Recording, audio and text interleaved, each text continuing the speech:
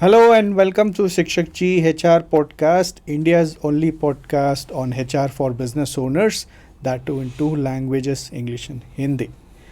In today's episode, we are going to talk about a topic that makes every business owners anxious and makes them nervous too sometimes.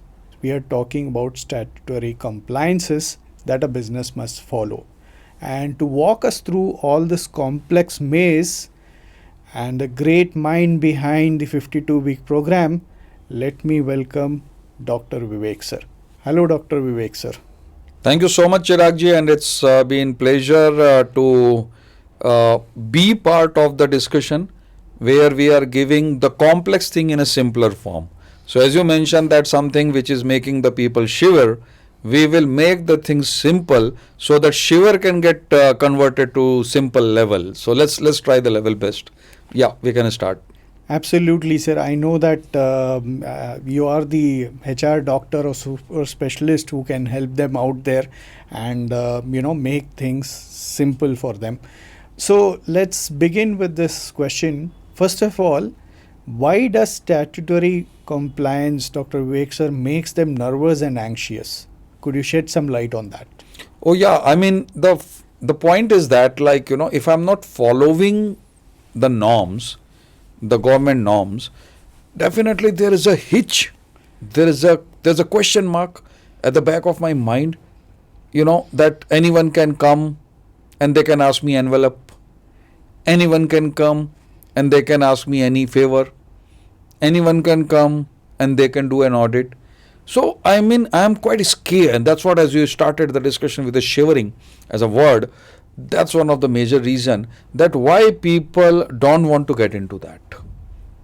That's one of the major thing. Second one thing is they keep on thinking that let me become big. There is no definition of a big. Even if you're a 20-member team or a 10-member team or a 15-member team, 30-member team, 50-member team, you need to be clear on your compliances. You need to be clear on your statutories. If you are clear on your statutories and compliances, it becomes very easy for you. Else what happened? You keep on thinking that, one fine day, I will become big. Then I will get into this statutory. Then I'll get into this compliance. So that fine day you should not be waiting for. Rather than that, look for the laws of land and start implementing it. That's how we can do that. Yeah. Sir, continuing with that, let me ask you this, sir. So, as you have said that irrespective of their size or irrespective of their, organization structure, they must follow certain labor laws or certain statutory compliances. What are those, sir? Can you just shed some light on that? Yeah. In fact, if I can tell you, the nature of industry, the location, the number of employees, many parameters are there. Okay. People say that with 20 people and above you need to be follow PF rules and all that, which is absolutely there. But in the meantime, say what in case if you are a textile company? What in case if you are a real estate company? So what you need to do is that you need to see what type of compliances is applicable for me. What laws of land says about that particular compliances. Basic Provident Fund, ESIC, then Labor Welfare Fund, then we talk about maternity benefits, various Shop Act issues, licenses and all that. So, what is more important is that the awareness. You should be knowing that what type of policy, what type of compliances, what type of framework I need to follow through so that I can save not only me, but my employees, my organization, and complete with a peace of mind. So that's what is quite important, is that when you are doing that evaluation, just see. This can happen through any of the website also, like a Simplance is there, like Aparajita is there. I'm not endorsing any particular website here, but I'm saying that there are the tools which is available, and we just need to go through that tool. We see that how can we manage it. That's it. So these are the few laws, few compliances, which we should definitely give an eye to that. All right, sir. Yeah, I yeah. understand. As a business owner, there are few things which I need to do.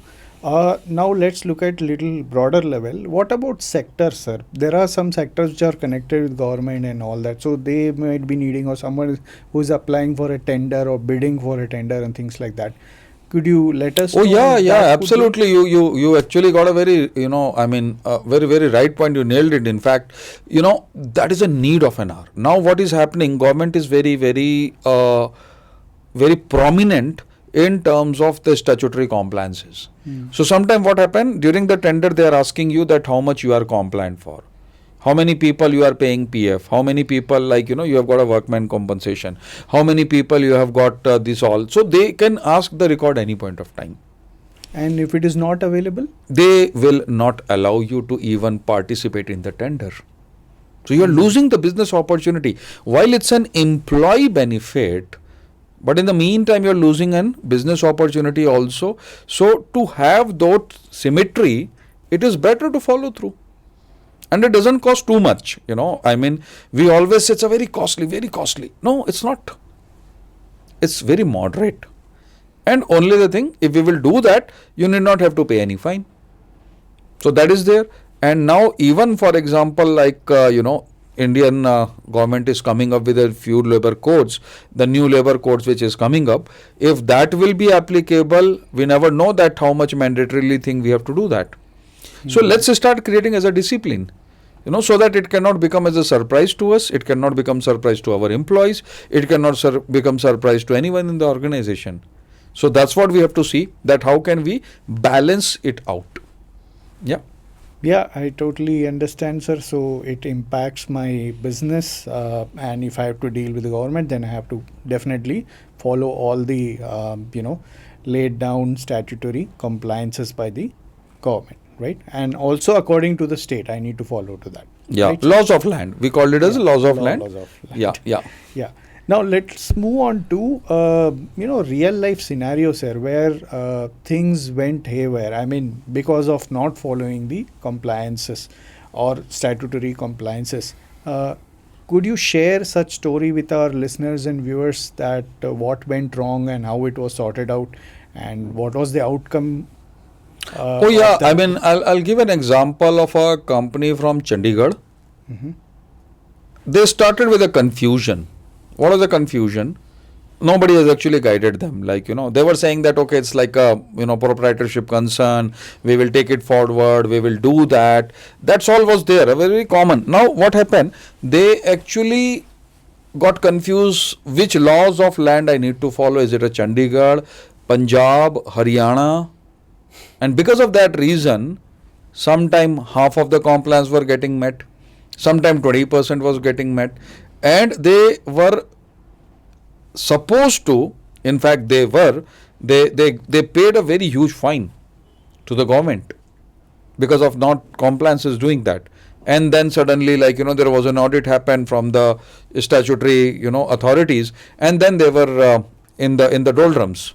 So that's actually bring the reason that and when we got into the picture, we didn't look to the current aspect. Current aspect was fine, because that was something they were able to manage it out. We wanted to cross check what happened in last 2 years. In last 2 years, if the compliance was not been followed, how can we correct it? How can we make it as a norm that next 3 to 4 year, 5 year, that should become the DNA of an organization? And believe me, Cheragji, it has actually done wonders in the organization. You pointed out the example of a government tender, and this company from Chandigarh, they actually opted the tender and they got that particular business opportunity also, and basically they were the dental organization. So dental organization, generally what happened, PHI, public health institutes and all that. So they get various government opportunities. Now while they were very clean on this part, they were very high in terms of looking forward to get these type of government opportunities. Now while one way they have cleared the audit, they got that thing, they got the control, the statutory compliances happen. Parallel to that, they got a government opportunity also. So it's a win-win situation. That example was really great, and I'm sure that all the viewers will get definitely a good inputs from this. Absolutely, I totally understand, sir, and that was a great example of what can go right and what can go wrong if you are not following statutory compliance. Yeah. Now, if people want to get started, I know that fixing compliance is not just a one-day task or one-day, job. It will take time. So, what are the steps which business owners or founders can take towards, fixing their compliance issues? Oh yeah. I mean, I remember in last episode, I gave an example of a book, Mm-hmm. The Power of Habit. The Power of Habit by Charles Duhigg. Correct. Now, Charles Duhigg, he mentioned in his book that how a bit becomes a habit. And this can be any good thing, this can be any bad thing. Sometimes they say it take 21 days to become a habit and all. Now, what is more important for us to understand is that let's start small. Keep it short, keep it small, and keep it continue. These are the mantras. In fact, when we follow this mantra, what happen? This actually get very much stable. That's the first thing. Second thing what we can do is that we can start small. We can see that what are the most important thing, what are the compliances which I need to put through my organization. That let me put that as a detail numbers. First thing. Second thing, let me create a checklist that every 10th I will see this checklist. Every 15th I will see this checklist. Every 9th I'll see the checklist, with respect to that particular compliance due date or return date or filing date, whatsoever we can say that. But when we are following this checklist, I'm actually getting peace of mind. That's the second activity. Third one is audit. At least what we can do bare minimum is that we can get into statutory audit. Just 6 months, once in a 6 month, half yearly audit, right? Hardly any kind of the cost. Whenever you take it to the production level, the cost is very huge. Let's take a small baby steps.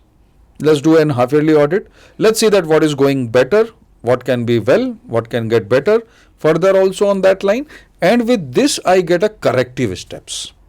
So these are the three major framework which I suggest, people can start doing it today itself. They don't want to do it tomorrow, and tomorrow never comes. So let's do it today. Absolutely, sure. You're right, sir. Tomorrow never comes. Yeah. And we just keep procrastinating or contemplating when to do and when not to do, or, with that thing always gonna end up and make us nervous and anxious with the compliance inspections or audits that are going to come. Thank you again, sir. So, today's episode, what we can conclude is that there is no point in getting anxious or nervous about compliance. It is all about your planning and putting systems in place that would help you to run your business smoothly and more effectively. So, in the upcoming episode, we will discuss about the HR tech. And in the meanwhile, if you like to connect with us and know more about compliance or any resources related to compliance, you can just touch base with our ShikShakji bot. The link is in the description. There is a scan code and there is also a number. Just say hi and our ShikShakji bot will help you from there. Thank you. See you in the next one.